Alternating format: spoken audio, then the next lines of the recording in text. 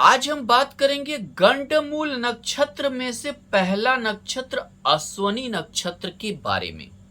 सबसे पहली बात, जब भी गंडमूल नक्षत्र रहेगा तो इसके जो स्वामी हैं या नहीं तो केतु रहेगा या बुध रहेगा, दूसरा कोई होता ही नहीं है।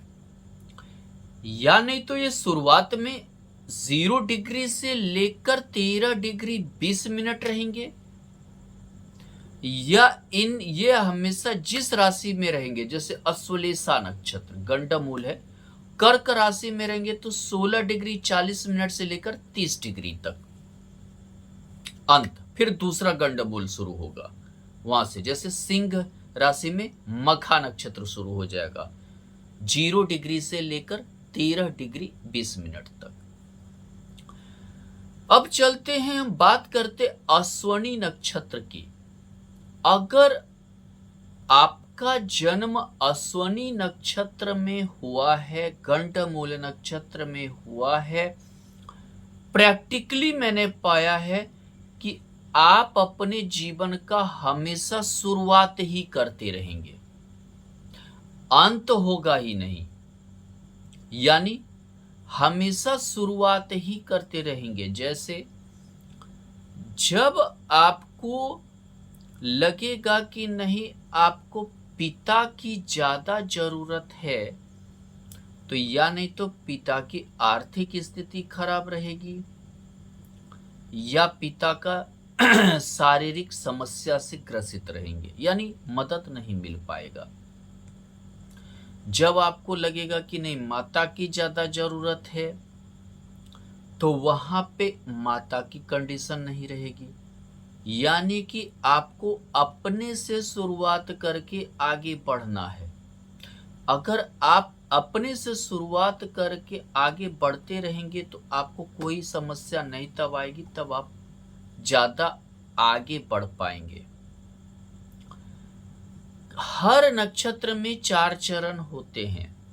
अगर मान लीजिए कि गंडमूल अश्वनी नक्षत्र के भी 4 चरण होते हैं, लेकिन हम प्रैक्टिकली आज हम बात करेंगे। मान लेते हैं कि आपकी तुला लग्न की कुंडली है, ठीक है। तुला लग्न की कुंडली में सप्तम भाव में चंद्रमा अश्वनी नक्षत्र केतु के नक्षत्र का है, ठीक है। तो ऐसे में क्या होगा कि आपको पत्नी का सहयोग जीवन में नहीं मिलेगा। यानी कि शुरुआती जब आप ही वैवाहिक जीवन में आपकी पत्नी का सहयोग नहीं मिलेगा, वैवाहिक जीवन ये नक्षत्र आपका खराब कर देगा। शुरुआत ही अच्छा नहीं होने देगा। अगर यहां नक्षत्र स्वामी केतु द्वादश भाव में है, आपको पत्नी का सुख नहीं होने देगा, होगा ही नहीं, द्वादश भाव व्यय करवा देगा। इसी प्रकार अगर आपकी कर्क लग्न की कुंडली है, दसम भाव में मेष राशि में अगर चंद्रमा है और वो अश्वनी नक्षत्र केतु के नक्षत्र का होकर स्थित है, तो आपको काम में मन नहीं लगेगा। यानी काम में स्थिरता नहीं रहेगी। आप हमेशा शुरुआत ही करते रहेंगे, कई काम करेंगे, कई मतलब कि जो है आप जो है बदलेंगे और आपका मन खिन्न हो जाएगा, हर चीजों से हमेशा घाटा लगा रहेगा। अगर यहां पर नक्षत्र स्वामी केतु अगर मेष लग्न की कुंडली है, दसम भाव में चंद्रमा अश्वनी नक्षत्र का है और केतु अगर द्वादश भाव में है, तो आप कई काम बदलेंगे, कई यात्रा करेंगे, कई कुछ करेंगे, आप कहीं सफल नहीं होंगे। अगर केतु तृतीय भाव में स्थित हो गया, यानी मिथुन का हो गया, तो आप अपने काम में बहुत पराक्रम लगाएंगे, बहुत जोर लगाएंगे, बहुत समझिए कि जिसको बोलते हैं बाहुबल भुजा बल लगाएंगे, सामर्थ्य लगाएंगे, फिर भी सफलता नहीं मिलेगी। फिर बोलेंगे हमको सफलता ही नहीं मिल रहा है। यही आपकी भर्सन होगी। अगर मान लीजिए कि आपकी मान लेते हैं कि धनु लग्न की कुंडली है, जाहिर सा बात है कि यहां पर जो है पंचम भाव में हो गया मेष राशि, यानी चंद्रमा पंचम भाव में है, अश्विनी नक्षत्र का है। आपको संतान सुख प्राप्त नहीं होगा, विद्या में रुकावट डाल देगा। यानी कि आप कितना भी जोर लगाए पढ़ लिख नहीं पाएंगे, बाद में संतान लेकर आपको समस्या करेगा। संतान ही नहीं है, मतलब कि जो है संतान लेकर हमेशा आप समस्या ग्रसित रहेंगे। दूसरी बात क्या, अपना ही संपत्ति का आपको भोग नहीं होने देगा। आपको मनोरंजन भोग हमेशा अपना ही कमाया हुआ धन का भी भोग आप नहीं कर पाएंगे। ये सब रुकावट आपके साथ हमेशा रहेगी। अब क्या है, अब आप बोलेंगे कि इसका हम जनरली उपाय क्या करें। तो पंडित बताते हैं कि भाई गंडमूल नक्षत्र का आप निवारण कीजिए। थोड़ा सा हम प्रैक्टिकली चलते हैं।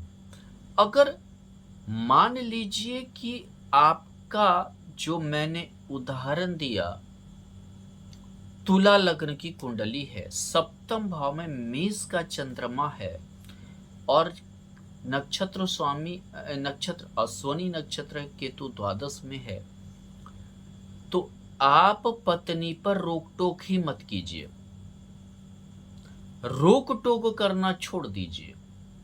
देखिए कि वो चीज आपका सुधर जाएगा।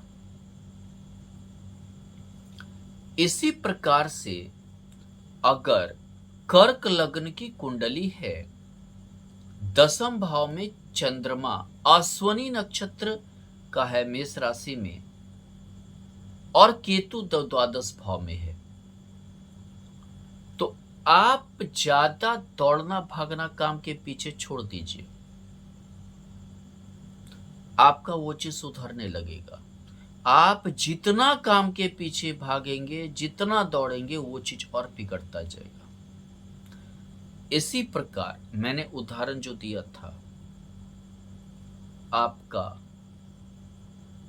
कर्क लग्न की कुंडली है, दसम भाव में चंद्रमा अश्विनी नक्षत्र केतु के नक्षत्र का है और केतु तृतीय भाव में स्थित है, तो आप अपने काम में मजा लीजिए, ज्यादा दिमाग ही मत लगाए, ज्यादा आप पराक्रम ज्यादा बहुत ज्यादा आप मत कीजिए, आपका वो चीज सुधरता चला जाएगा।